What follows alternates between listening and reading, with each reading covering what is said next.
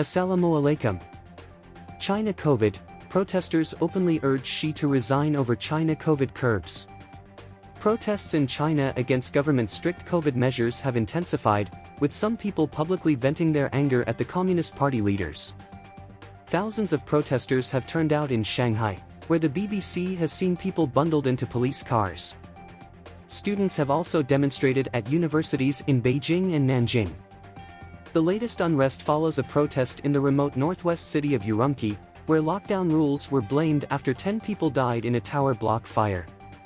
While Chinese authorities deny that COVID restrictions caused the deaths, officials in Urumqi did issue an unusual apology late on Friday, and pledged to restore order by phasing out restrictions. During Saturday night's protest in Shanghai, China's biggest city and a global financial hub in the east of the country, people were heard openly shouting slogans such as Xi Jinping, step down, and Communist Party, step down.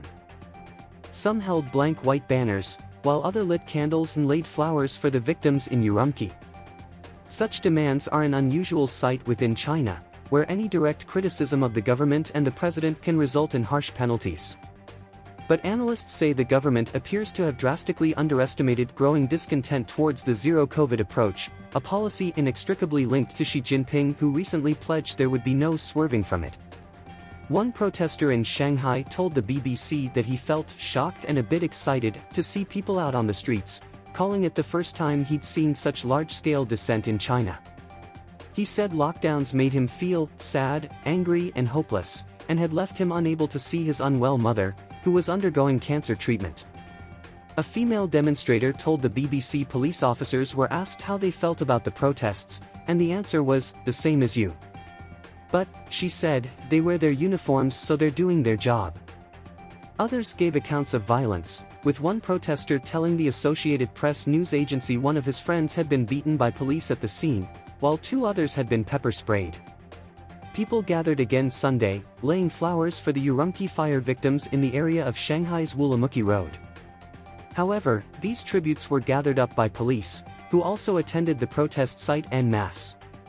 The protests are the latest in an accelerating series of demonstrations against China's zero-COVID measures, which have also become increasingly bolder in criticism of the government and President Xi.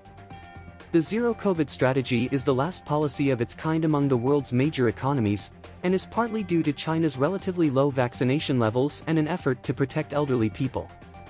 Snap lockdowns have caused anger across the country, and COVID restrictions more broadly have triggered recent violent protests from Zhengzhou to Guangzhou. In spite of the stringent measures, China's case numbers this week hit all-time records since the pandemic began. Katizi BBC.